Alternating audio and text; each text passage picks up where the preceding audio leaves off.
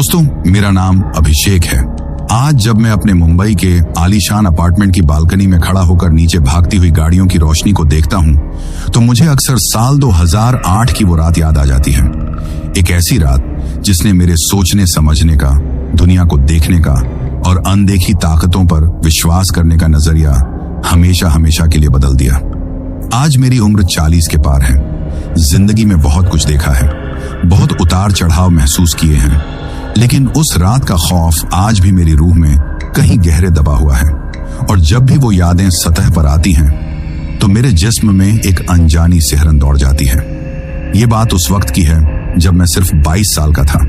जवानी का जोश था, खून में गर्मी थी और दुनिया की हर नई चीज को आजमाने, हर नई जगह को देखने का एक जुनून सवार था। मैं मुंबई में पला बढ़ा था, यहीं के कॉलेज में पढ़ता था और मेरे लिए दुनिया इसी शहर की तेज रफ्तार जिंदगी, ऊंची इमारतों और कभी न सोने वाली सड़कों तक ही सीमित थी। गांव, देहात, पुरानी हवेलियां, रीति रिवाज, ये सब मेरे लिए सिर्फ फिल्मों या किताबों की बातें थीं। मुझे लगता था कि भूत प्रेत और अलौकिक शक्तियों की कहानियां सिर्फ मन बहलाने या डराने के लिए होती हैं। इनका हकीकत से कोई वास्ता नहीं होता। मैं खुद को एक पढ़ा लिखा और आधुनिक सोच वाला नौजवान समझता था, जो इन सब दकियानूसी बातों पर यकीन नहीं करता था। काश मैं उस वक्त भी इतना ही सही होता। मेरे स्कूल का एक जिगरी दोस्त था, रोहन। हम दोनों बचपन से साथ पढ़े थे, लेकिन कॉलेज में हमारे रास्ते अलग हो गए थे। मैं मुंबई में ही रह गया और वो आगे की पढ़ाई के लिए दूसरे शहर चला गया। लेकिन हमारी दोस्ती में कभी कोई कमी नहीं आई। हम अक्सर फोन पर घंटों बातें किया करते थे। एक दूसरे की जिंदगी में क्या चल रहा है, इस पर हमारी पूरी नजर रहती थी। रोहन का परिवार मूल रूप से राजस्थान के जालौर जिले के एक छोटे से गांव का रहने वाला था। वो लोग कई साल पहले काम के सिलसिले में मुंबई आ बसे थे, लेकिन उनकी जड़ें आज भी उसी गांव से जुड़ी हुई थीं। वो लोग हर बड़े त्योहार पर, खासकर नवरात्रि में, अपने गांव जरूर जाया करते थे। साल 2008 अक्टूबर का महीना था और नवरात्रि का समय चल रहा था। एक शाम मेरे पास रोहन का फोन आया। उसकी आवाज में एक अलग ही उत्साह था। अभिषेक, कैसा है भाई? उसने फोन उठाते ही पूछा। मैं ठीक हूं रोहन, तू बता कहाँ है आजकल? मैंने जवाब दिया। अरे यार, मैं गांव आया हुआ हूं, अपने घर जालौर में। वाह, बहुत बढ़िया। कैसा है तेरा गांव? मैंने यूं ही पूछ लिया। भाई तू पूछ मत, यहाँ का माहौल ही कुछ और है। खासकर नवरात्रि में तो जैसे पूरा गांव भक्ति और ऊर्जा से भर जाता है। चारों तरफ गरबा, डांडियां और मां दुर्गा के जयकारे। शहर की भागदौड़ से बिल्कुल अलग एक सुकून भरी दुनिया है यहाँ। उसकी बातों से मैं उस जगह की एक तस्वीर अपने मन में बनाने की कोशिश कर रहा था। उसने आगे कहा, सुनना भाई, मैं इसीलिए फोन किया था। तू एक काम कर, 2-3 दिन की छुट्टी ले और यहाँ आ जा मेरे पास। तुझे बहुत मजा आएगा, एक नया अनुभव मिलेगा। हमेशा मुंबई की भीड़ में ही पड़ा रहेगा क्या? उसका यह प्रस्ताव एकदम अचानक था। मैंने कभी राजस्थान जाने के बारे में सोचा भी नहीं था, वो भी किसी अनजान गांव में। मेरे कॉलेज में कुछ जरूरी असाइनमेंट भी चल रहे थे। मैंने उसे मना करने के लिए बहाना बनाना चाहा। अरे यार रोहन, मुश्किल है, कॉलेज का बहुत काम है अभी। लेकिन रोहन भी कहां मानने वाला था। वो मेरी रग रग से वाकिफ था। अरे छोड़ ये सब काम वाम, जिंदगी भर यही करना है। मैं जानता हूं तुझे नई जगह घूमने का कितना शौक है। बस एक बार मेरी बात मान ले। देख, यहाँ एक बहुत ही खास देवी पूजा होती है हमारे गांव में। एक घर है जहां एक महिला पर नवरात्रि में साक्षात देवी का साया आता है। लोग दूर दूर से अपनी परेशानियां लेकर उनके पास आते हैं और कहते हैं कि उन्हें हर समस्या का समाधान मिलता है। तुझे इन सब पर यकीन हो या न हो, लेकिन ये सब देखना अपने आप में एक अलग ही अनुभव है। प्लीज मना मत करना भाई। उसकी बातों में एक अजीब सा आकर्षण था। देवी का साया, अलौकिक आशीर्वाद, ये सब बातें मेरे लिए बिल्कुल नई थी। मेरे अंदर का जिज्ञासु मन जाग उठा था। 20 साल की उम्र ही ऐसी होती है जहां रोमांच और जिज्ञासा हर डर और हर जिम्मेदारी पर भारी पड़ती है। मैंने बिना ज्यादा सोचे समझे उसे हाँ कर दी। ठीक है भाई, मैं आता हूं, बता कैसे पहुंचना है? मेरी हाँ सुनते ही रोहन की खुशी का ठिकाना नहीं रहा। उसने मुझे पूरा रास्ता समझाया। मुझे मुंबई से माउंट आबू के लिए बस पकड़नी थी और वहां से जालौर के लिए दूसरी बस। जालौर पहुंचकर उसे फोन करना था, वो मुझे लेने आ जाता। अगले ही दिन मैंने अपने घर पर दोस्तों के साथ पढ़ाई करने का बहाना बनाया। अपना एक छोटा सा बैग पैक किया और निकल पड़ा एक ऐसे सफर पर जो मेरी जिंदगी का सबसे यादगार और सबसे खौफनाक सफर बनने वाला था। मुंबई से माउंट आबू तक का बस का सफर ही लगभग 20 घंटे का था। बस की सीट पर बैठे बैठे मेरा शरीर अकड़ गया था। बस खचाखच भरी हुई थी। लोगों का शोर, कंडक्टर की आवाजें और बस के इंजन की लगातार घरघराहट। जैसे जैसे बस महाराष्ट्र की सीमा को पार करके गुजरात और फिर राजस्थान में दाखिल हो रही थी, बाहर का नजारा बदल रहा था। ऊंची ऊंची इमारतें और गाड़ियों का समंदर पीछे छूट रहा था और उनकी जगह ले रहे थे सूखे बंजर मैदान, कंटीली झाड़ियां और दूर दूर तक फैला हुआ सन्नाटा। हवा में एक अजीब सी खामोशी और एक अनजानापन घुलने लगा था। मेरे जैसे शहरी लड़के के लिए ये सब कुछ नया था। थकावट से चूर जब मैं माउंट आबू बस स्टैंड पर उतरा तो सुबह हो चुकी थी। यहां से मुझे जालौर के लिए बस पकड़नी थी। एक और लंबा सफर। जब मैं आखिरकार जालौर पहुंचा तो दोपहर हो चुकी थी। मैंने रोहन को फोन किया। करीब आधे घंटे बाद वो अपनी मोटरसाइकिल पर वहां पहुंच गया। इतने महीनों बाद उसे देखकर बहुत खुशी हुई। हम दोनों एक दूसरे से गले मिले। बहुत लंबा सफर था यार, मैंने शिकायत भरे लहजे में कहा। अरे अब आ गया है ना, अब देख यहाँ कितना मजा आता है, चल बैठ, उसने मोटरसाइकिल स्टार्ट करते हुए कहा। जालौर शहर से उसका गांव अभी भी करीब 40 से 50 किलोमीटर दूर था। मोटरसाइकिल पर वो सफर भी अपने आप में एक अनुभव था। टूटी फूटी सड़कें, दोनों तरफ दूर दूर तक फैले खेत और बीच बीच में आते छोटे छोटे गांव। धूल उड़ाती हुई हमारी मोटरसाइकिल जब आखिरकार उसके गांव पहुंची तो शाम के 4 बज रहे थे। गांव बिल्कुल वैसा ही था जैसा मैंने कभी कल्पना में सोचा था। कच्चे पक्के मकान, संकरी गलियां, घरों के बाहर बंधे मवेशी और चौपाल पर बैठे हुक्का पीते हुए बड़े बुजुर्ग। हर चेहरा अनजाना था, लेकिन हर चेहरे पर एक भोलापन और आंखों में एक अजीब सी जिज्ञासा थी, जैसे वो जानना चाह रहे हों कि ये शहरी बाबू हमारे गांव में कैसे आ गया। रोहन का घर गांव के बीचों बीच था। एक पुराना लेकिन बड़ा सा आंगन वाला घर। उसकी माँ, बाबूजी और छोटी बहन से मिलकर मुझे ऐसा लगा ही नहीं कि मैं पहली बार उनके घर आया हूँ। उन्होंने इतने अपनेपन से मेरा स्वागत किया कि मेरी सारी थकावट पल भर में दूर हो गई। थोड़ा आराम करने और चाय नाश्ता करने के बाद रोहन ने उस देवी पूजा का जिक्र छेड़ा जिसके लिए उसने मुझे खास तौर पर बुलाया था। चल भाई, तैयार हो जा, बस थोड़ी देर में पूजा शुरू होने वाली है। सूर्यास्त के बाद ही देवी माँ उस औरत के शरीर में प्रवेश करती है। यार रोहन, मुझे इन सब में कोई खास दिलचस्पी नहीं है, तू हो आ। मैंने टालने की कोशिश की।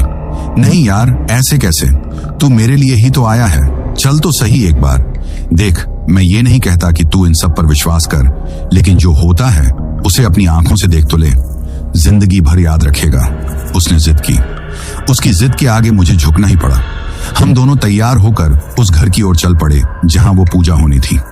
गांव की गलियों से गुजरते हुए मैंने महसूस किया कि गांव का माहौल बदल रहा था। सूरज ढल रहा था और आसमान पर नारंगी रंगत छाने लगी थी। मंदिरों से घंटियों और शंख की आवाजें आने लगी थीं। लोगों के चेहरे पर एक अजीब सी श्रद्धा और थोड़ा सा डर मिला जुला भाव था। ऐसा लग रहा था जैसे पूरा गांव उस पूजा के लिए ही तैयारी कर रहा हो। वो घर गांव के एक कोने में था, बाकी घरों से थोड़ा अलग थलग सा। जब हम वहां पहुंचे तो देखा कि घर के बाहर पहले से ही काफी भीड़ जमा थी। औरतें, मर्द, बच्चे, बूढ़े सभी जमीन पर बैठे हुए थे और भजन गा रहे थे। घर के अंदर से धूप और अगरबत्ती की महक आ रही थी, जो पूरे माहौल को और भी रहस्यमयी बना रही थी। हम भी भीड़ में एक जगह ढूंढकर बैठ गए। मेरी नजरें उस घर के दरवाजे पर टिकी थीं। मैं देखना चाहता था कि आखिर ऐसा क्या होने वाला है जिसे देखने के लिए पूरा गांव यहां उमड़ पड़ा है। मेरे अंदर का अविश्वास और जिज्ञासा आपस में लड़ रहे थे। मैं बस उस पल का इंतजार कर रहा था जब उस कही जाने वाली देवी का आगमन होने वाला था। मुझे क्या पता था कि उस रात सिर्फ देवी का ही नहीं, बल्कि किसी और अनजानी और खौफनाक शक्ति का भी आगमन होने वाला था, जो सिर्फ और सिर्फ मेरा इंतजार कर रही थी। सूरज क्षितिज के नीचे पूरी तरह से समा चुका था। आसमान में जो सिंदूरी रंगत थी वो अब गहरे नीले और फिर काले रंग में तब्दील हो रही थी। उस घर के बाहर जल रही कुछ मशाकों और लालटेन की पीली कांपती हुई रोशनी में लोगों के चेहरे रहस्यमयी लग रहे थे। भजन गाने की आवाज अब और भी तेज हो गई थी, जैसे लोग अपनी भक्ति की शक्ति से किसी दिव्य ऊर्जा का आह्वान कर रहे हों। हवा में ठंडक घुलने लगी थी, लेकिन उस भीड़ में बैठे हुए लोगों के उत्साह और श्रद्धा की गर्मी साफ महसूस हो रही थी। मैं अपने शहरी अविश्वास के चश्मे से ये सब कुछ एक नाटक की तरह देख रहा था। एक ऐसा नाटक जिसके अगले दृश्य का मुझे बेसब्री से इंतजार था। रोहन मेरे बगल में बैठा था। उसकी आंखें बंद थीं और वो भी बाकी लोगों के साथ धीरे धीरे भजन दोहरा रहा था। उसके चेहरे पर गहरी आस्था का भाव था। उसे देखकर मुझे एक पल के लिए अपने ऊपर ही शक हुआ। क्या मैं ही गलत हूं? क्या इन सब लोगों का विश्वास झूठा हो सकता है? क्या वाकई कोई ऐसी शक्ति है जो विज्ञान और तर्क की सीमाओं से परे है? मेरे मन में विचारों का एक बवंडर उठ रहा था। मैं कभी भीड़ की तरफ देखता तो कभी उस घर के बंद दरवाजे की तरफ जहां से उस रहस्यमयी महिला को बाहर आना था। तभी भजन अचानक रुक गए। एक गहरी पिन ड्रॉप खामोशी छा गई। ऐसा लगा जैसे किसी ने हवा को भी थम जाने का हुक्म दिया हो। भीड़ में बैठी औरतें अपने घूंघट और नीचे कर चुकी थीं और मर्द सिर झुकाए बैठे थे। घर का लकड़ी का पुराना दरवाजा एक धीमी चरमराती हुई आवाज के साथ खुला। दरवाजे पर एक औरत खड़ी थी। उम्र यही कोई 40-45 साल रही होगी। सांवला रंग, दुबला पतला शरीर और चेहरे पर गहरी थकान की लकीरें। उसने एक साधारण सी लाल साड़ी पहन रखी थी और उसके बाल खुले हुए थे। उसकी आंखों में एक अजीब सी शून्यता थी, जैसे वो देख तो रही हो पर उसे कुछ दिखाई न दे रहा हो। उसे देखकर कोई भी यह नहीं कह सकता था कि इस साधारण सी दिखने वाली महिला के शरीर में कुछ ही देर में साक्षात देवी का वास होने वाला है। वो धीरे धीरे लगभग लड़खड़ाते हुए कदमों से बाहर आई और आंगन के बीचों बीच बनी एक छोटी सी वेदी के सामने बैठ गई। वेदी पर एक जलता हुआ दिया, कुछ फूल और पूजा की अन्य सामग्री रखी हुई थी। उसके बैठते ही गांव के पुजारी जैसे दिखने वाले एक बुजुर्ग आदमी ने मंत्रों का जाप शुरू कर दिया। मंत्रों की गूंज और धूप की तीव्र सुगंध ने माहौल को और भी गंभीर बना दिया। वो महिला आंखें बंद किए स्थिर बैठी थी। शुरू के कुछ मिनट तक कुछ भी नहीं हुआ। मेरे अंदर का शक की कीड़ा फिर से कुलबुलाने लगा। मुझे लगा बस यही है वो महान पूजा। लेकिन फिर जो होना शुरू हुआ उसने मेरे रोंगटे खड़े कर दिए। उस महिला का शरीर धीरे धीरे कांपना शुरू हुआ। पहले हल्का हल्का, फिर जोर जोर से। वो अपने सिर को तेजी से इधर उधर पटकने लगी। उसके मुंह से गहरी घुटती हुई सांसों की आवाजें आने लगी, जैसे कोई उसके अंदर जबरदस्ती घुसने की कोशिश कर रहा हो।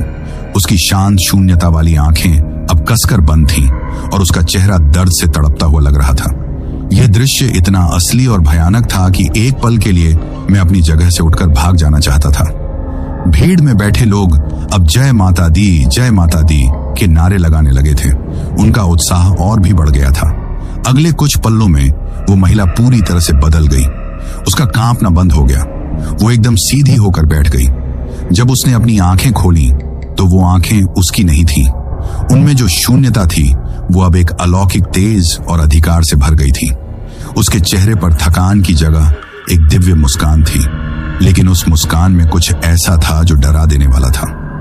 उसकी आवाज जो पहले दबी हुई और कमजोर लग रही थी, अब एक गहरी और दमदार आवाज में बदल गई थी, जो उस छोटे से आंगन में गूंज रही थी। शांत हो जाओ मेरे बच्चों, उस बदली हुई आवाज ने कहा। मैं आ गई हूं। पूरी भीड़ ने एक साथ जमीन पर सिर रखकर प्रणाम किया। मैं बुत की तरह बैठा रहा। मेरा दिमाग यह मानने को तैयार नहीं था कि यह कोई देवी है, लेकिन वो जो भी था वो सामान्य बिल्कुल नहीं था। वो एक बेहतरीन अभिनय हो सकता था, लेकिन उस अभिनय में एक ऐसी सच्चाई झलक रही थी जो किसी के भी दिल में खौफ पैदा कर सकती थी। क्या हुआ अभिषेक? प्रणाम कर, रोहन ने मेरे कान में फुसफुसाकर कहा। मैंने भी देखा देखी में आधा अधूरा सा सिर झुका लिया। इसके बाद एक एक करके लोग अपनी समस्याएं लेकर उस देवी के पास जाने लगे। कोई अपनी बीमारी के बारे में बताता, कोई अपनी फसल के बारे में, तो कोई अपने घर के क्लेश के बारे में। और वो महिला, या यूं कहें कि उसके शरीर में मौजूद वो शक्ति, हर किसी की बात सुनती और उन्हें समाधान बताती। उसकी बातें किसी पहेली की तरह होती थीं, लेकिन सुनने वाले को उसका मतलब समझ आ जाता था। वो लोगों के नाम, उनके परिवार के सदस्यों के नाम ऐसे बता रही थी जैसे वो उन्हें सालों से जानती हो। मैं यह सब किसी फिल्म की तरह देख रहा था। मेरे मन में 100 सवाल थे। यह कैसे मुमकिन है? क्या यह कोई चालाकी है? क्या इस महिला ने पहले से ही इन लोगों के बारे में जानकारी इकट्ठा कर रखी है? लेकिन फिर वो उन लोगों की भी बातें बता रही थी जो दूसरे गांवों से पहली बार आए थे। मेरा तर्कवादी दिमाग धीरे धीरे हार मान रहा था। घंटा 1.5 घंटा यूं ही बीत गया। मैं अब ऊबने लगा था। मेरे लिए यह सब अब भी एक कुशल नाटक से ज्यादा कुछ नहीं था। मैंने रोहन को कोहनी मारकर चलने का इशारा किया, लेकिन उसने मुझे चुप रहने को कहा। तभी कुछ ऐसा हुआ जिसने मेरा सारा ध्यान अपनी ओर खींच लिया। वो देवी अचानक चुप हो गई। उसने अपनी नजरें सामने बैठे लोगों से हटाई और भीड़ में इधर उधर घुमाने लगी, जैसे किसी को ढूंढ रही हो। उसका चेहरा गंभीर हो गया था। लोगों में कानाफूसी शुरू हो गई और फिर उसकी नजरें मुझ पर आकर टिक गईं। एक पल के लिए लगा जैसे किसी ने मेरे शरीर में बर्फीला पानी डाल दिया हो। उसकी आंखों में एक अजीब चीर कर अंदर तक देखने वाली शक्ति थी। ऐसा लगा जैसे वो मेरे शरीर को चीर कर सीधे मेरी आत्मा में झांक रही हो। उस भीड़ में सैकड़ों लोग थे, लेकिन मुझे ऐसा महसूस हुआ जैसे उस आंगन में सिर्फ मैं और वो ही मौजूद हैं। उसकी मुस्कान गायब हो चुकी थी और उसकी आंखों में एक चेतावनी का भाव था। शहर का मुसाफिर, उसकी गहरी आवाज गूंजी। पूरी भीड़ मेरी तरफ देखने लगी। मैं शर्म और घबराहट से पानी पानी हो गया। उसने अपनी बात जारी रखी। बड़ी दूर से आया है, मन में कौतूहल लेकर आया है, पर विश्वास साथ नहीं लाया। खैर, हर किसी की अपनी यात्रा होती है। वो एक पल के लिए रुकी, फिर उसकी आवाज और भी गंभीर हो गई। लेकिन याद रखना, हर यात्रा का एक सही समय होता है। रात के अंधेरे से बचकर रहना। आज की रात सफर तेरे लिए नहीं है। जो शक्तियां दिन में सोती हैं, वो रात में जागती हैं। वो विश्वास और अविश्वास में फर्क नहीं करती। वो सिर्फ अपना शिकार ढूंढती हैं। अपनी जिद को अपनी समझदारी पर हावी मत होने देना। बेटा, रुक जा, सुबह का सूरज तेरे लिए सुरक्षित होगा। यह कहकर उसने अपनी नजरें मुझसे हटा ली और फिर से दूसरे भक्तों की तरफ देखने लगी, जैसे कुछ हुआ ही ना हो। लेकिन मेरे लिए तो जैसे दुनिया ही घूम गई थी। उसने सीधे सीधे मुझसे बात की थी। उसने मुझे चेतावनी दी थी। एक अनजानी अलौकिक शक्ति ने भरी सभा में मुझे रात में सफर करने से मना किया था। मेरे माथे पर पसीने की बूंदें उभर आईं। रोहन ने मेरा हाथ दबाया। अरे टेंशन मत ले, माँ तो ऐसे ही सबको कुछ न कुछ कहती रहती हैं। इसका मतलब यह नहीं कि सच में कुछ हो जाएगा। लेकिन मुझे उसकी बातों से तसल्ली नहीं मिल रही थी। उस महिला की आंखें और उसकी आवाज मेरे दिमाग में किसी हथौड़े की तरह बज रही थी। पूजा थोड़ी देर और चली और फिर उसी तरह खत्म हुई जैसे शुरू हुई थी। वो महिला फिर से कांपने लगी। एक लंबी थकी हुई आह भरी और फिर बेहोश होकर एक तरफ लुढ़क गई। उसके घर वाले उसे उठाकर अंदर ले गए। पुजारी ने आरती की और प्रसाद बांटा। भीड़ धीरे धीरे छूटने लगी। चल भाई, रोहन ने मुझे उठाते हुए कहा। हम दोनों चुपचाप गांव की अंधेरी गलियों से होते हुए वापस उसके घर की ओर चल पड़े। अब वो भजन और घंटियों का शोर नहीं था, सिर्फ हमारे कदमों की आहट और झींगुरों की आवाज उस खामोशी को चीर रही थी।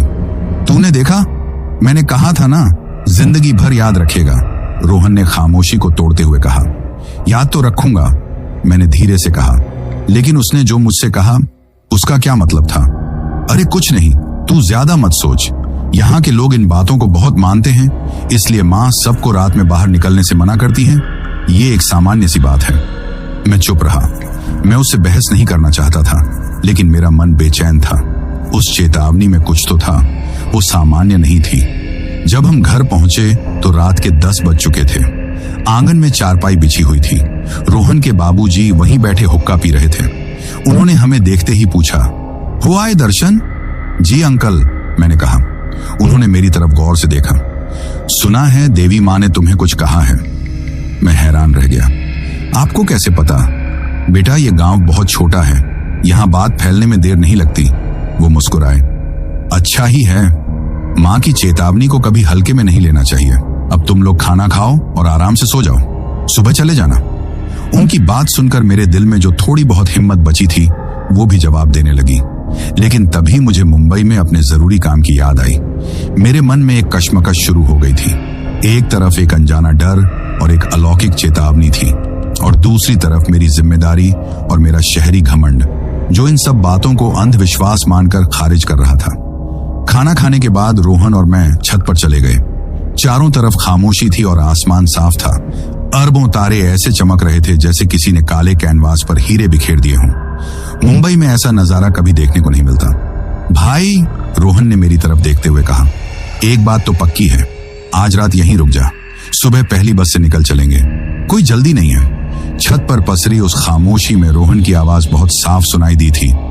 भाई, एक बात तो पक्की है, आज रात यहीं रुक जा, सुबह पहली बस से निकल चलेंगे, कोई जल्दी नहीं है। उसकी बात सुनकर मेरे अंदर जो कश्मकश चल रही थी वो सतह पर आ गई। एक पल के लिए मेरे मन में आया कि उसकी बात मान लूं। क्या फर्क पड़ जाएगा एक रात रुकने से। उस देवी की चेतावनी, उसके बाद रोहन के पिता की बातें और गांव का ये रहस्यमयी माहौल सब मिलकर मेरे अंदर एक अनजाना डर पैदा कर रहे थे। लेकिन फिर मेरे दिमाग के दूसरे हिस्से ने, जो शहर की तेज रफ्तार जिंदगी का आदी था, जो हर चीज को तर्क की कसौटी पर तौलता था, उसने बगावत कर दी। नहीं यार रोहन, मैंने आसमान में टिमटिमाते तारों से नजर हटाकर उसे देखते हुए कहा, तू समझ नहीं रहा है, मेरा सोमवार को कॉलेज में एक बहुत जरूरी सबमिशन है। अगर मैं कल रात तक बॉम्बे नहीं पहुंचा तो मेरा पूरा साल बर्बाद हो सकता है। मैं इतना बड़ा रिस्क नहीं ले सकता। ये एक सफेद झूठ था। हाँ, एक असाइनमेंट था, लेकिन वो इतना भी जरूरी नहीं था कि उसके लिए 1 या 2 दिन की देरी न की जा सके। असल में यह मेरे घमंड की लड़ाई बन चुकी थी। मैं किसी गांव की दकियानूसी सोच और अंधविश्वास के आगे झुकना नहीं चाहता था। मैं खुद को यह साबित करना चाहता था कि मैं इन सब बातों से ऊपर हूं। रोहन ने मेरी तरफ हैरानी से देखा। भाई, एक सबमिशन के लिए अपनी जान जोखिम में डालेगा? तूने सुना नहीं माने क्या कहा? अरे यार, तू भी बच्चों जैसी बातें कर रहा है। मैं थोड़ा चिढ़कर बोला। वो कोई देवी बेबी नहीं थी। वो एक बहुत ही चालाक औरत थी जिसे लोगों का मनोविज्ञान पढ़ना आता है। उसने देखा कि मैं एक शहरी लड़का हूं, अकेला हूं, तो मुझे डराने के लिए एक कहानी बना दी। ये सब इन लोगों का तरीका होता है अपनी अहमियत बनाए रखने का। और वैसे भी अगर कुछ होना ही होता है तो वो दिन या रात देखकर नहीं होता। हमें अभी निकलना होगा। मेरी बातों में एक बनावटी आत्मविश्वास था जिसे मैं खुद पर जबरदस्ती थोप रहा था। रोहन ने मेरे चेहरे को गौर से पढ़ा। शायद वो समझ गया था कि मैं अब किसी की नहीं सुनने वाला। उसने एक गहरी सांस ली। ठीक है भाई, उसने हार मानते हुए कहा, जैसी तेरी मर्जी, लेकिन इस वक्त रात के 10:30 बजे इस गांव से माउंट आबू के लिए कोई साधन मिलना नामुमकिन है। सब सो चुके होंगे। कोशिश तो करते हैं, मैंने कहा। कोई तो होगा जिसे पैसों की जरूरत होगी। हम उसे 2 गुना किराया दे देंगे। चल, नीचे चलकर पता करते हैं। हम दोनों छत से नीचे उतरे। आंगन में अभी भी रोहन के बाबूजी बैठे थे। उन्होंने हमें वापस नीचे आते देखा तो समझ गए कि हमारे बीच क्या बात हुई होगी। क्या फैसला किया बेटा? उन्होंने मुझसे पूछा। अंकल, मुझे माफ कीजिएगा, लेकिन मेरा जाना बहुत जरूरी है। हम बस किसी गाड़ी का पता करने जा रहे हैं, मैंने नजरें झुकाकर कहा। मेरी बात सुनकर उनके चेहरे पर निराशा और चिंता के भाव एक साथ आ गए। बेटा, जिद अच्छी बात नहीं होती, खासकर जब सामने खतरा हो। यह गांव और इसके आसपास का इलाका वैसा नहीं है जैसा दिखता है। हमने अपनी आंखों से बहुत कुछ अजीब होते देखा है। मत जाओ, हमारी बात मान लो। लेकिन मैं अपनी जिद पर अड्डा था। मैंने उनसे बस इतना कहा, आप चिंता मत कीजिए अंकल, हम अपना ध्यान रखेंगे। यह कहकर मैं और रोहन घर से बाहर निकल गए। घर के बाहर की गली पूरी तरह सुनसान और अंधेरी थी। दिन में जो गलियां बच्चों की किलकारियों और लोगों की चहल पहल से गूंज रही थीं, वो अब किसी भुतहा फिल्म के सेट की तरह लग रही थी। कुत्तों के भौंकने की दूर से आती आवाज उस सन्नाटे को और भी डरावना बना रही थी। अब कहाँ ढूंढें? मैंने रोहन से फुसफुसाकर पूछा। गांव में 2-3 लोगों के पास जीप है, उन्हीं से पूछकर देखते हैं। वैसे उम्मीद बहुत कम है, उसने कहा। हम एक एक करके उन घरों की तरफ बढ़े। पहले घर का दरवाजा खटखटाने पर एक बूढ़े आदमी ने दरवाजा खोला। रोहन ने उसे अपनी समस्या बताई और माउंट आबू तक छोड़ने की गुजारिश की। उस आदमी ने हमें ऊपर से नीचे तक देखा, फिर बोला, पागल हो गए हो क्या? इस वक्त सवाल ही पैदा नहीं होता। चाहे तुम मुझे मुंह मांगा पैसा भी दो, मैं अपनी जीप रात में उस सड़क पर नहीं ले जाऊंगा। तुम लोग भी मत जाओ, घर जाओ और चुपचाप सो जाओ। ये कहकर उसने हमारे मुंह पर दरवाजा बंद कर दिया। दूसरे घर पर भी हमें ऐसा ही जवाब मिला, बल्कि उस घर के मालिक ने तो हमें डांट ही दिया। अब सिर्फ एक आखिरी उम्मीद बची थी। हम उस तीसरे घर की तरफ जा रहे थे, तभी रास्ते में हमें पुजारी जी मिल गए, जो शायद मंदिर से अपने घर लौट रहे थे। उन्होंने हमें इस वक्त बाहर घूमते देखा तो रुक गए। तुम लोग अभी तक गए नहीं? उन्होंने हैरानी से पूछा। रोहन ने उन्हें भी सारी बात बताई। पुजारी जी का चेहरा गंभीर हो गया।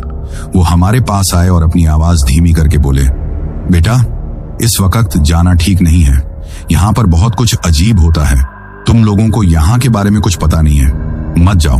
उनकी आवाज में सिर्फ सलाह नहीं, एक गहरा अनुरोध था, एक सच्ची चिंता थी।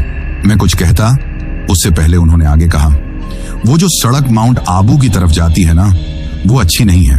खासकर वो मोड़ जो पुराने बड़ के पेड़ के पास से गुजरता है।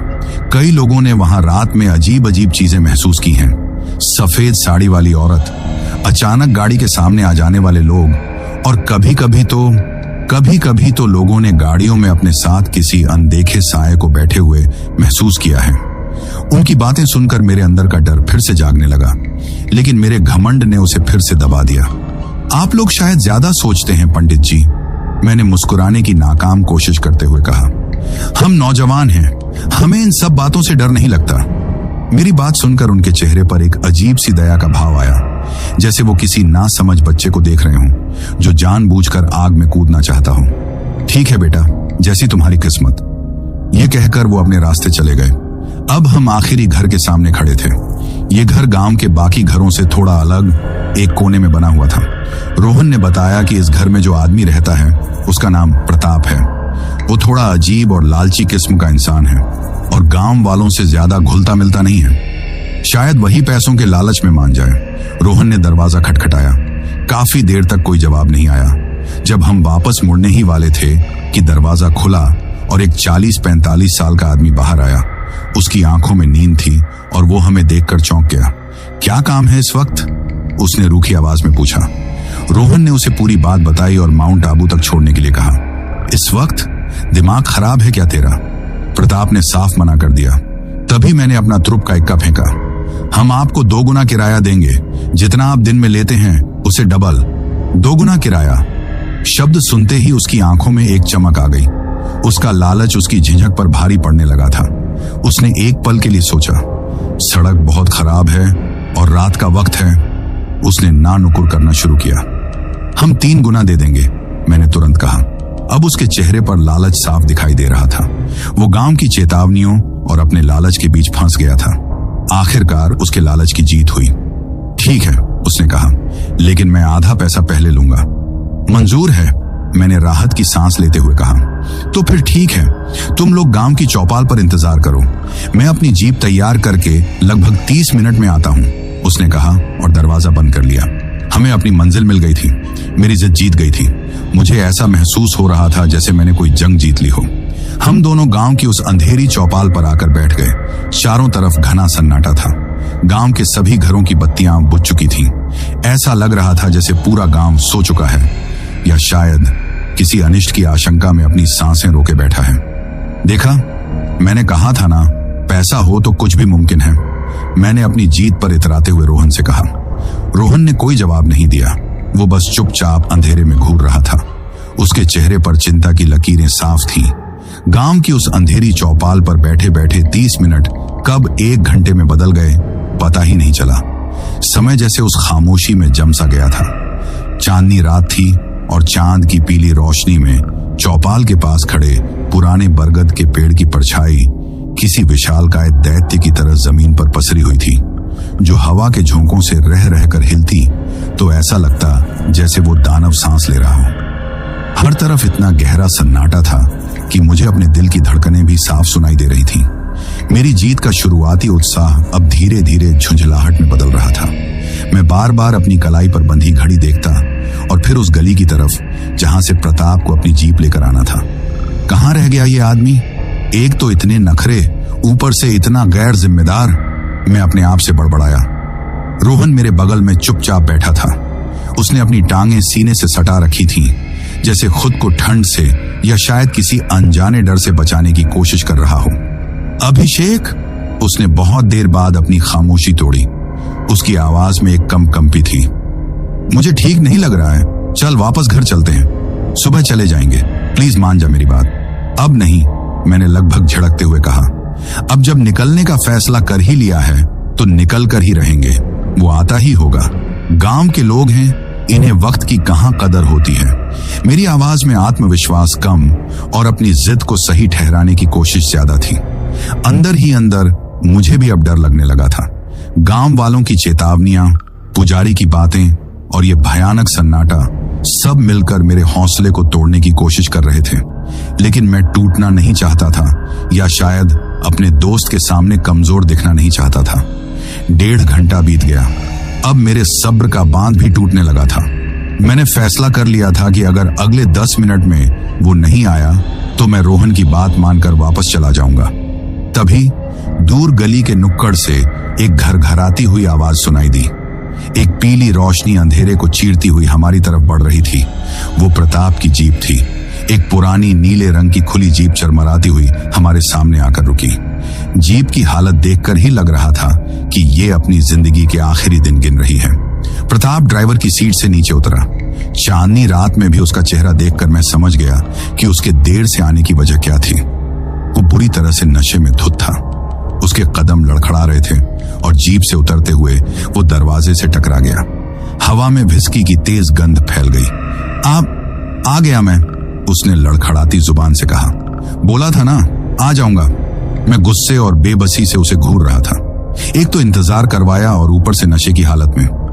ये कोई तरीका है? और आपने पी रखी है, आप इस हालत में गाड़ी चलाएंगे?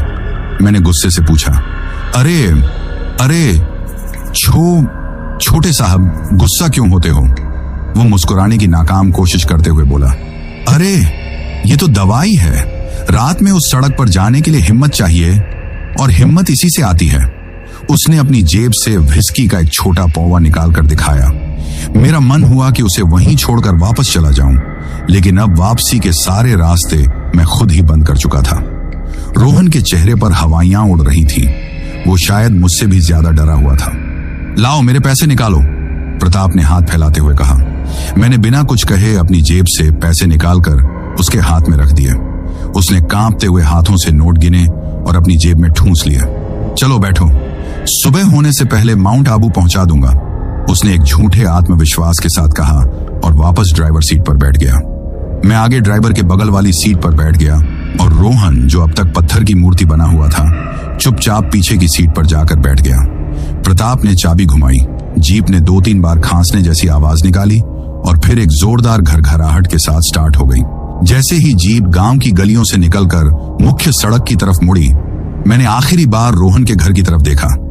मुझे लगा जैसे दूसरी मंजिल की खिड़की पर कोई परछाई खड़ी होकर हमें देख रही है। शायद रोहन के बाबूजी थे या शायद मेरा वहम। जीप ने रफ्तार पकड़ी और गांव पीछे छूटने लगा। हमने एक सुरक्षित ठिकाने को छोड़कर खुद को एक नशेड़ी ड्राइवर के भरोसे मौत की सड़क पर धकेल दिया था। गांव से बाहर निकलते ही सड़क की हालत और भी खराब हो गई। वो एक कच्ची संकरी सड़क थी जिसके दोनों तरफ सिर्फ कंटीली झाड़ियां और बंजर जमीन का साम्राज्य था। जीप के हेडलाइट की रोशनी जहां तक जाती थी, बस वहीं तक दुनिया नजर आती थी। उसके आगे और पीछे सिर्फ घना अथाह अंधेरा था। जीप के हर पुर्जे से आवाज आ रही थी और वो सड़क के गड्ढों में ऐसे उछल रही थी कि लग रहा था कि अभी बिखर जाएगी। मैंने प्रताप की तरफ देखा। वो आंखें सिकोड़कर सामने देखने की कोशिश कर रहा था। स्टीयरिंग पर उसकी पकड़ ढीली थी। आप ठीक तो हैं? मैंने पूछा, इस उम्मीद में कि वो मुझसे बात करेगा और शायद उसका नशा कुछ कम होगा। हाँ, बिल्कुल ठीक, उसने बिना मेरी तरफ देखे कहा। पैसों के लिए क्या क्या नहीं करना पड़ता, भगवान ही मालिक है आज रात। उसकी यह बात सुनकर मेरा दिल बैठ गया। जो ड्राइवर खुद भगवान भरोसे हो, वो हमें मंजिल तक क्या पहुंचाएगा। रोहन पीछे की सीट पर दुबक कर बैठ गया था। शायद थकान, डर और नाउम्मीदी में उसने आंखें बंद कर ली थी और सोने की कोशिश कर रहा था। अब उस खुली जीप में मैं था, एक नशे में धुत ड्राइवर था और चारों तरफ फैला हुआ एक अनजाना खौफ। लगभग 15-20 किलोमीटर चलने के बाद सड़क की हालत और भी ज्यादा बिगड़ गई। अब सड़क में छोटे मोटे नहीं बल्कि बड़े बड़े गड्ढे थे। प्रताप को मजबूरन जीप की रफ्तार 10-15 किलोमीटर प्रति घंटा तक करनी पड़ी। जीप अब रेंग रही थी। इंजन की आवाज धीमी पड़ गई थी और बाहर की आवाजें ज्यादा साफ सुनाई देने लगी थी। हवा की साई साई, झींगुरों की लगातार टिक टिक और दूर कहीं किसी जानवर की डरावनी आवाज। माहौल में एक अजीब सा भारीपन था, एक ऐसी खामोशी जो शोर से भी ज्यादा डरावनी होती है। मैं अपनी सीट पर अकड़ा हुआ बैठा था और आंखें फाड़े सामने अंधेरे में देख रहा था। जीप एक बड़े से गड्ढे में उछली और मेरे बगल का दरवाजा, जो शायद ठीक से बंद नहीं था, एक झटके के साथ थोड़ा सा खुल गया। ठंडी हवा का एक तेज झोंका सीधा मेरे चेहरे से टकराया। मैंने दरवाजा बंद करने के लिए हाथ बढ़ाया ही था कि तभी मैंने उसे महसूस किया। मेरे दाहिने कान के पास, बिल्कुल गर्दन के करीब, एक बर्फीली ठंडक का एहसास हुआ, जैसे किसी ने बर्फ का एक टुकड़ा मेरी त्वचा से सटा दिया हो। मेरे रोंगटे खड़े हो गए। इससे पहले कि मैं कुछ समझ पाता या अपनी गर्दन घुमाकर देख पाता, हवा का एक झोंका मेरे कान से टकराया और एक फुसफुसाहट मेरे कानों में गूंजी। एक ऐसी फुसफुसाहट जो इस दुनिया की नहीं लग रही थी। वो एक शब्द नहीं था, एक एहसास था। एक बर्फीली फुसफुसाहट जो हवा में नहीं, सीधे मेरी रूह में उतरी थी। एक पल के लिए मेरा पूरा शरीर सुन्न पड़ गया। मेरे दिमाग ने काम करना बंद कर दिया और दिल जैसे सीने में धड़कने के बजाय किसी बर्फीले शिकंजे में कस गया हो। मेरे हाथ जो दरवाजा बंद करने के लिए उठे थे, हवा में ही जम गए। क्या था वो? हवा का झोंका या मेरे डरे हुए मन का कोई वहम? मैंने खुद को यकीन दिलाने की पूरी कोशिश की कि ये और कुछ नहीं, बस गड्ढों भरी सड़क पर हिलती हुई जीप के पुर्जों और हवा के टकराने से पैदा हुआ कोई धोखा है। हाँ, यही होगा। मेरा दिमाग जो अब तक तर्क की ढाल के पीछे छिपा हुआ था, आखिरी बार अपनी पूरी ताकत से इस अनहोनी को नकारने की कोशिश कर रहा था। लेकिन मेरा शरीर जानता था कि यह कोई धोखा नहीं था। वो ठंडक, वो आवाज, वो असली थी। और तभी जैसे मेरी इस आखिरी दलील का मजाक उड़ाने के लिए वो हंसी शुरू हुई। एक खनकती हुई, खिलखिलाती हुई हंसी। लेकिन उसमें खुशी या मजाक नहीं था, उसमें एक अजीब सी सिहरन पैदा करने वाली ठंडक थी। और सबसे डरावनी बात यह थी कि वो हंसी बाहर से नहीं आ रही थी, वो जीप के अंदर से ही आ रही थी। ऐसा लगा जैसे कोई ठीक मेरे पीछे रोहन के बगल वाली खाली सीट पर बैठकर खिलखिला रहा हो। अब मेरे लिए खुद को दिलासा देना नामुमकिन हो गया था। डर की एक बर्फीली लहर मेरी रीढ़ की हड्डी में नीचे से ऊपर तक दौड़ गई। मैंने अपनी गर्दन को किसी मशीन की तरह धीरे धीरे घुमाया और पीछे की सीट की तरफ देखा। मेरा दिल इस उम्मीद में जोर जोर से धड़क रहा था कि शायद रोहन जाग गया हो और वहीं कोई मजाक कर रहा हो। लेकिन नहीं, रोहन उसी तरह दुबका हुआ गहरी नींद में सो रहा था। उसके मुंह से हल्के हल्के खर्राटों की आवाज आ रही थी, जो उस भयानक हंसी के सामने बेहद बेबस और सामान्य लग रही थी। उसके बगल की सीट खाली थी, बिल्कुल खाली। लेकिन वो हंसी अभी भी वहीं से आ रही थी, लगातार और अब और भी जोर से। वो एक ऐसी हंसी थी जिसमें किसी के डर का मजाक उड़ाया जा रहा था, मेरे डर का। मैंने लगभग चीखते हुए अपनी नजरें सामने की। मेरी आंखें दहशत से फटी जा रही थी। मैं मदद के लिए किसी को पुकारना चाहता था, लेकिन मेरी आवाज जैसे गले में ही फंस गई थी। तभी मेरी नजर ड्राइवर प्रताप पर पड़ी और उसे देखते ही मेरा बचा खुचा हौसला भी जवाब दे गया। प्रताप का चेहरा सफेद पड़ चुका था। नशे की लाली अब गायब थी और उसकी जगह मौत जैसी सफेदी ने ले ली थी। उसकी आंखें जो अब तक नशे में बोझिल थीं, अब डर से किसी कटोरी की तरह गोल और स्थिर हो गई थीं। वो सामने सड़क को नहीं, बल्कि अपने बगल में हवा में किसी चीज को घूर रहा था। स्टीयरिंग व्हील पर उसकी पकड़ इतनी मजबूत थी कि उसकी उंगलियों के पोर सफेद पड़ गए थे। उसका पूरा शरीर बुरी तरह कांप रहा था। उसने भी सुना था। ये एहसास मेरे लिए किसी झटके से कम नहीं था। मैं अकेला नहीं था, मेरा वहम नहीं था। इस जीप में वाकई हमारे अलावा कोई और भी था, एक अनदेखा मुसाफिर, और प्रताप उसे देख सकता था या शायद महसूस कर सकता था। हम दोनों के बीच शब्दों का कोई आदान प्रदान नहीं हुआ, लेकिन उस एक नजर ने सब कुछ कह दिया। हम फंस चुके थे एक ऐसे जाल में जिससे निकलना नामुमकिन लग रहा था। मैंने कहा था, प्रताप की आवाज एक घुटती हुई फुसफुसाहट में निकली। ये सड़क ठीक नहीं है। पैसों के लालच में मैं मरूंगा आज। उसकी बात पूरी भी नहीं हुई थी कि वो हंसी और भी भयानक हो गई। अब वो किसी औरत की हंसी लग रही थी, एक तीखी चुभने वाली हंसी जो कानों को फाड़ रही थी। ऐसा लग रहा था जैसे वो प्रताप की बातों का जवाब दे रही हो, उसकी बेबसी पर जश्न मना रही हो। मैं पागल हो रहा था। मैं उस जीप से कूद जाना चाहता था, अंधेरे में भाग जाना चाहता था, कुछ भी करना चाहता था, बस उस आवाज से दूर जाने के लिए। मैंने अपनी आंखें जोर से भींच ली, अपने कानों पर हाथ रख लिए, लेकिन वो हंसी जैसे मेरे दिमाग के अंदर से आ रही थी। वो अब हर जगह थी। चुप हो जाओ, प्लीज चुप हो जाओ। शायद मैं मन में चिल्लाया या शायद असल में, मुझे याद नहीं। तभी वो हंसी अचानक बंद हो गई, एकदम से। एक और भयानक कान फोड़ू सन्नाटा छा गया। लेकिन ये पहले वाला सन्नाटा नहीं था, ये किसी तूफान के आने से पहले की खामोशी थी। मुझे पता था कि कुछ और भयानक होने वाला है। मैंने डरते डरते अपनी आंखें खोली। मैं चारों तरफ देख रहा था, उस अनदेखे दुश्मन को ढूंढने की कोशिश कर रहा था। तभी प्रताप जोर से चीखा। वो एक ऐसी चीख थी जिसमें डर, दर्द और घोर आश्चर्य मिला हुआ था। पीछे मत देखना, वो अपनी फटी हुई आवाज में चिल्लाया। उसकी नजरें अभी भी सामने थीं, लेकिन उसका चेहरा ऐसे भाव दे रहा था जैसे उसे कोई असहनीय पीड़ा दी जा रही हो। क्या हुआ? मैं कांपती हुई आवाज में पूछ पाया। उसने कोई जवाब नहीं दिया, बस उसकी सांसें तेज तेज चलने लगी। उसने स्टीयरिंग व्हील को छोड़ दिया और अपने दाहिने कंधे को ऐसे पकड़ लिया जैसे उसे किसी ने जोर से जकड़ लिया हो। क्या हुआ है प्रताप? मैं लगभग चिल्लाया। उसने एक लंबी घुटती हुई सांस ली और फिर जो कहा उसने मेरे खून को रगों में जमा दिया। किसी ने अभी अभी मेरे कंधे पर हाथ रखा है। किसी ने अभी अभी मेरे कंधे पर हाथ रखा है। प्रताप के ये शब्द किसी हथौड़े की तरह मेरे कानों से टकराए। उसकी चीख और उसके इन शब्दों के बीच जीप के अंदर का माहौल जैसे जम सा गया। हवा भारी हो गई थी, सांस लेना भी एक मेहनत का काम लग रहा था। मेरा शरीर जो पहले से ही डर से अकड़ा हुआ था, अब पूरी तरह से पत्थर का बन गया। मैं हिलना चाहता था, मुड़कर देखना चाहता था कि आखिर मेरे पीछे क्या है, लेकिन प्रताप की चेतावनी, पीछे मत देखना, किसी अदृश्य जंजीर की तरह मुझे जकड़े हुए थी। एक हिस्सा मेरे दिमाग का चिल्ला चिल्ला कर कह रहा था कि यह सब झूठ है, एक वहम है, इस नशेड़ी ड्राइवर का डरा हुआ मन है। लेकिन दूसरा ज्यादा शक्तिशाली हिस्सा जानता था कि यह सच है।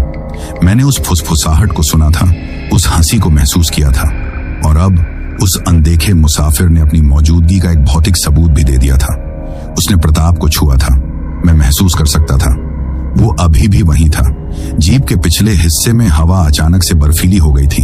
एक अजीब सी गंध, जैसे गीली मिट्टी और सड़ते हुए फूलों की मिलीजुली महक मेरे नथुनों से टकराई। मैं अपनी सीट से हिल भी नहीं पा रहा था, बस आंखें फाड़े सामने अंधेरे में देख रहा था।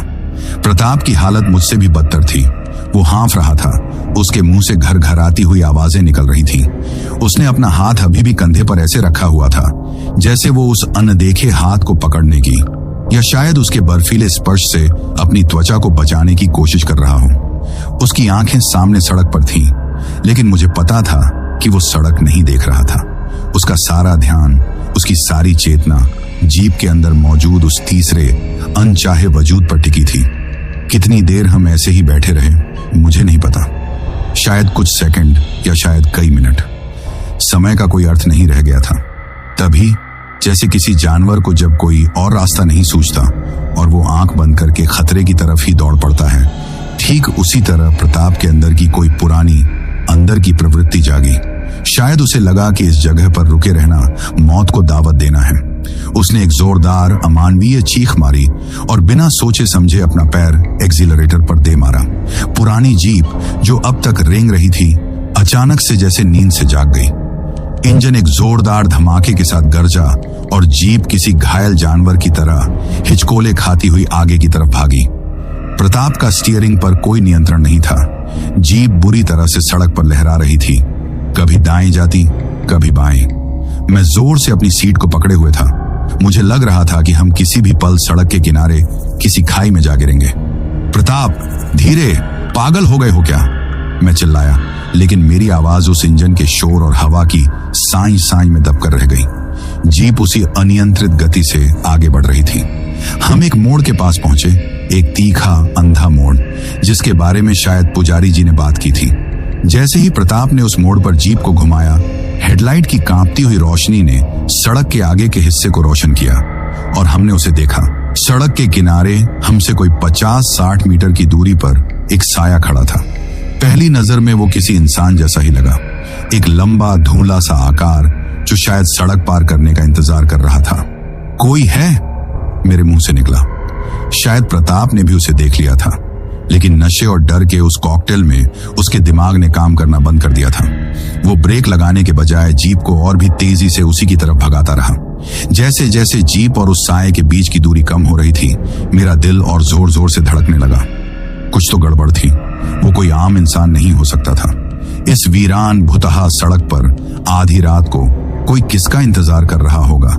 और फिर उसने वो किया जिसने मेरे इस शक को यकीन में बदल दिया।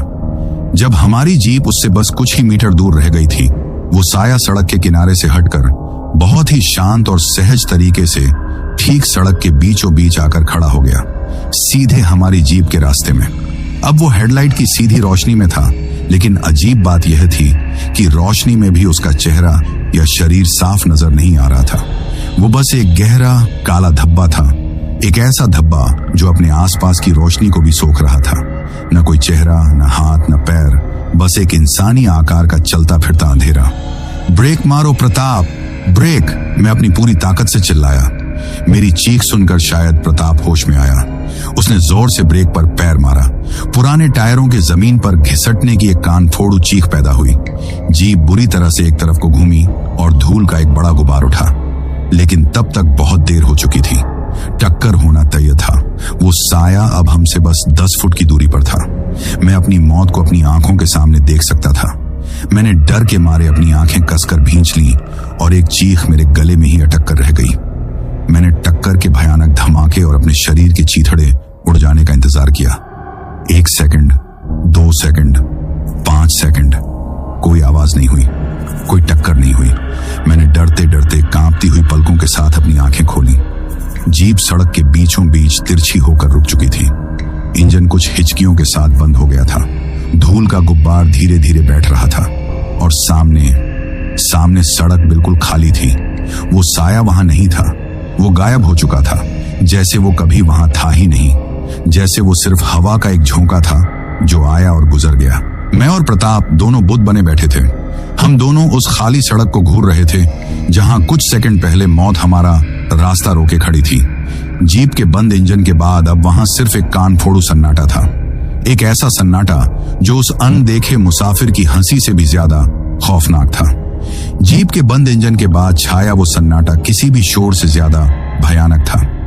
मैं और प्रताप दोनों अपनी अपनी सीटों पर जड़ हो चुके थे। हमारी आंखें उस खाली सड़क पर गड़ी थीं जहां कुछ पल पहले असंभव ने आकार लिया था और फिर हवा में विलीन हो गया था। मेरे दिमाग में कुछ भी नहीं चल रहा था। वो पूरी तरह से खाली हो चुका था। हर तर्क, हर सवाल, हर डर से परे एक शून्य में पहुंच चुका था। फुसफुसाहट, हंसी, अनदेखा स्पर्श और सड़क पर वो साया। ये कोई डरावना सपना नहीं था, यह हमारी हकीकत थी। एक ऐसी हकीकत जिसे हमारा दिमाग स्वीकार करने से इनकार कर रहा था। मुझे नहीं पता कि कितनी देर हम उस मौत जैसी खामोशी में डूबे रहे। शायद 1 मिनट या शायद 10। तभी प्रताप हिला। उसके कांपते हुए हाथों ने स्टीयरिंग व्हील को छोड़ा और उसने अपनी आंखें मली, जैसे वो इस उम्मीद में हो कि आंखें खोलने पर यह सब कुछ बदल जाएगा। लेकिन कुछ नहीं बदला। खाली सड़क वैसी ही खाली थी। फिर उसके अंदर से एक दबी हुई किसी जानवर के कराहने जैसी आवाज निकली। वो डर नहीं था, वो हार थी। उसने उस अनदेखी ताकत के सामने अपनी हार मान ली थी। और फिर जैसे किसी ने उसे चाबुक मारा हो, उसके अंदर भागने की, इस जगह से दूर चले जाने की एक जानवरों जैसी अंदर की इच्छा जागी। उसने कांपती हुई उंगलियों से जीप की चाबी घुमाई। इंजन ने 1-2 बार चालू होने की कोशिश की, पर फिर खामोश हो गया। स्टार्ट हो जा, प्लीज स्टार्ट हो जा, प्रताप फुसफुसाया। उसकी आवाज में अब भीख थी।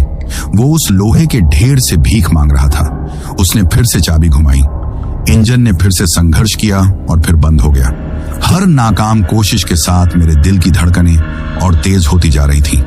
मुझे लगा हम हमेशा के लिए यहीं फंस गए हैं। वो साया वापस आएगा, वो हंसी फिर से शुरू होगी और इस बार वो हमें छोड़ेगी नहीं। प्रताप ने अपनी पूरी ताकत से स्टीयरिंग पर मुक्का मारा और आखिरी बार चाबी घुमाई। इंजन ने कुछ पल घरघराहट की और फिर एक जोरदार दहाड़ के साथ जिंदा हो गया। यह आवाज उस वक्त दुनिया के किसी भी संगीत से ज्यादा मीठी लग रही थी। प्रताप ने एक पल भी बर्बाद नहीं किया। उसने गियर बदला और एक्सीलरेटर को जमीन से सटा दिया। जीप किसी रॉकेट की तरह अपनी जगह से उछली और हम उस भुतहा जगह को पीछे छोड़ते हुए अंधेरे में खो गए। प्रताप अब जीप नहीं चला रहा था, वो उसे उड़ा रहा था। उसे गड्ढों की परवाह नहीं थी, उसे सड़क के मोड़ों की परवाह नहीं थी। उसका एक ही मकसद था, भागो, बस इस जगह से दूर भागो। माउंट आबू तक का बाकी का सफर पूरी खामोशी में बीता। वो एक ऐसी खामोशी थी जो हजारों चीखों से भी ज्यादा भारी थी। हम दोनों में से किसी ने एक शब्द भी नहीं कहा। कहने के लिए कुछ था भी नहीं। हमने जो अनुभव किया था वो शब्दों की सीमा से परे था। वो एक ऐसा साझा दुस्वप्न था जिसने हमें एक अनकहे भयानक रिश्ते में बांध दिया था। मैं अपनी सीट पर सीधा बैठा रहा। मैंने एक बार भी पीछे मुड़कर देखने की हिम्मत नहीं की। मेरी नजरें सामने सड़क पर थीं, लेकिन मेरा दिमाग बार बार उसी रात की घटनाओं को किसी टूटी हुई फिल्म की तरह दोहरा रहा था। वो फुसफुसाहट अब भी मेरे कानों में गूंज रही थी। वो हंसी अब भी मेरी हड्डियों को कंपा रही थी। वो बर्फीला स्पर्श, वो अंधेरे का साया। मैंने एक नजर पीछे सो रहे रोहन पर डाली। वो बेचैनी में करवट ले रहा था, शायद जीप के हिचकोलों की वजह से। उसे देखकर मेरे मन में एक अजीब सा भाव आया। एक तरफ मुझे उसकी इस बेखबरी से जलन हो रही थी और दूसरी तरफ मैं शुक्रगुजार था कि वो इस खौफ से अनजान है। मैं ये बोझ, ये डर उसे कभी नहीं देना चाहता था। ये मेरा सच था और मुझे ही इसके साथ जीना था। घंटों की उस अंतहीन यात्रा के बाद दूर अंधेरे में कुछ टिमटिमाती हुई रोशनियां नजर आईं। माउंट आबू। उन रोशनियों को देखकर मेरे अंदर जो राहत की लहर उठी, उसे मैं बयान नहीं कर सकता। ऐसा लगा जैसे कोई डूबता हुआ इंसान महीनों बाद जमीन को छू रहा हो। जैसे जैसे हम शहर के करीब पहुंच रहे थे, प्रताप ने जीप की रफ्तार धीमी की। उसका शरीर अब भी कांप रहा था, लेकिन उसके चेहरे पर अब डर की जगह एक अजीब सी शून्यता थी। वो एक खोखला इंसान लग रहा था, जिसकी आत्मा को किसी ने निचोड़ लिया हो। उसने जीप को माउंट आबू के रेलवे स्टेशन के सामने लाकर रोक दिया। यात्रा खत्म हो चुकी थी। वो चुपचाप बैठा रहा, सामने देखते हुए। मैंने भी कुछ नहीं कहा। किराए के बाकी पैसों का जिक्र करने की हिम्मत न उसमें थी, न मुझ में। उस रात हमने जो कीमत चुकाई थी, वो किसी भी किराए से बहुत ज्यादा थी। कुछ देर बाद वो बिना मेरी तरफ देखे, बिना एक शब्द कहे, जीप से उतरा और अंधेरे में तेज कदमों से चलता हुआ गायब हो गया। जैसे वो उस जीप से, उस रात की यादों से और मुझसे हमेशा के लिए दूर भाग जाना चाहता हो। मैंने उसे जाते हुए देखा। एक लालची आदमी जो अब जिंदगी भर अपने लालच की कीमत एक अनकहे खौफ के साथ चुकाएगा। मैंने गहरी सांस ली और पीछे मुड़कर रोहन को हिलाया। रोहन, उठ जा, हम पहुंच गए। वो आंखें मलता हुआ उठा। पहुंच गए? यार, क्या घटिया गाड़ी थी, पूरा शरीर तोड़ दिया, उसने जम्हाई लेते हुए शिकायत की। मैंने कोई जवाब नहीं दिया, बस एक फीकी सी मुस्कान दी। हम स्टेशन के प्लेटफॉर्म पर बैठे ट्रेन का इंतजार कर रहे थे। पूरब में आसमान का रंग धीरे धीरे बदल रहा था। रात का कालापन अब एक नीली और फिर नारंगी आभा में बदल रहा था। चिड़ियों की चहचहाहट सुनाई देने लगी थी। एक नई सुबह हो रही थी, लेकिन मेरे अंदर अभी भी वो खौफनाक रात खत्म नहीं हुई थी। रोहन ने मुझसे कई बार पूछा कि मैं इतना चुप क्यों हूं, लेकिन मैंने हर बार बात टाल दी। मैं उसे कैसे बताता कि जिस रात वो चैन की नींद सो रहा था, उस रात मैंने और उस ड्राइवर ने साक्षात नरक का अनुभव किया था। वो कभी यकीन नहीं करता। उस दिन उस प्लेटफॉर्म पर बैठे हुए मैंने महसूस किया कि मैं अब वो पुराना अभिषेक नहीं रहा। मेरा वो शहरी घमंड, वो तर्कवादी सोच, वो अविश्वास, सब कुछ राजस्थान की उस एक अकेली सड़क पर टूटकर बिखर गया था। मैं समझ गया था कि इस दुनिया में हमारे ज्ञान और विज्ञान की सीमाओं के परे भी बहुत कुछ है। कुछ ऐसी शक्तियां हैं जिन्हें हम समझ नहीं सकते, सिर्फ महसूस कर सकते हैं। आज इस बात को कई साल बीत गए हैं। मैं जिंदगी में बहुत आगे बढ़ चुका हूं, लेकिन वो रात आज भी एक ताजे घाव की तरह मेरी रूह में मौजूद है। कभी कभी आज भी जब मैं रात में अकेला होता हूं, तो मुझे अपने कान के पास वो बर्फीली फुसफुसाहट महसूस होती है। आए, और मेरा पूरा शरीर डर से कांप उठता है। मैं उस रात को कभी नहीं भूल सकता, कभी नहीं। तो दोस्तों, ये कहानी यही खत्म हुई।